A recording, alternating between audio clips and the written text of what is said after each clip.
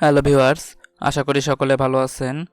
আজকের এই ভিডিওতে আমি আপনাদের দেখাবো কোনো বাক্যে বা শব্দে বা কোনো স্ট্রিংয়ে কতগুলো অক্ষর এবং চিহ্ন আছে তা কিভাবে বের করতে হয়। এখানে দেখুন, আমরা এই ভ্যারিয়েবলের মধ্যে একটি স্ট্রিং জমা রেখেছি। আমরা জানতে চাচ্ছি এই ভ্যারিয়েবলের মধ্যে মোট কতগুলো অক্ষর এবং স্ট্রিং জমা করা আছে। ফলাফলটি আউটপুটে দেখার জন্য আমরা সিস্টেম আউট প্রিন্ট লাইন ব্যবহার করব। এরপরে আমাদের প্রথমে ভ্যারিয়েবলটির নামটি দিতে হবে, এরপরে ডট দিয়ে আমাদের লেন্থ মেথডটিকে কল করতে হবে। এবার প্রোগ্রামটি রান করলে আমরা এই ভ্যারিয়েবলটির মধ্যে মোট কতগুলো ক্যারেক্টার এবং সিম্বল আছে তা আউটপুটে দেখাবে। আশা করি আপনারা বুঝতে পেরেছেন যে কিভাবে কোনো শব্দে বা কোনো বাক্যে বা কোনো স্ট্রিংয়ের মধ্যে কতগুলো অক্ষর এবং চিহ্ন আছে তা জানতে হয়। ভিডিওটি ভালো লাগলে সকলের সাথে শেয়ার করুন। লাইক, কমেন্ট, সাবস্ক্রাইব করে আমাদের সাথেই থাকুন। ধন্যবাদ।